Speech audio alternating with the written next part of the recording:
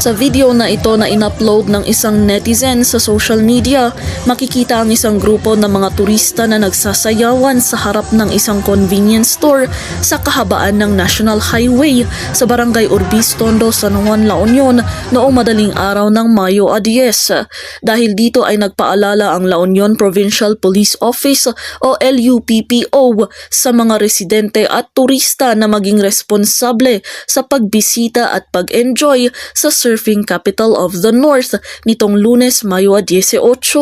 Ayon kay LUPPO Provincial Director Police Colonel Redentor Ulsano, nagdulot ng pangamba ang insidente pagdating sa kaligtasan ng publiko at kaayusan sa daloy ng trapiko. Makikita rin sa isa pang kumakalat na video ang agarang pagresponde ng mga pulis ng San Juan Municipal Police Station sa lugar matapos malaman ang insidente.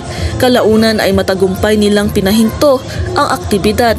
Bagamat kinikilala at sinusuportahan ng mga otoridad ang turismo at kultura ng komunidad sa San Juan, sinabi ni Ulsano na nananatiling prioridad ang pagpapanatili ng kaayusan at kaligtasan sa mga pampublikong lugar. Dagdag pa niya ang pagsasagawa ng mga hindi autorisadong aktibidad sa kahabaan ng pangunahing lansangan ay nagpapakita ng kawalan ng konsiderasyon sa kaligtasan ng publiko.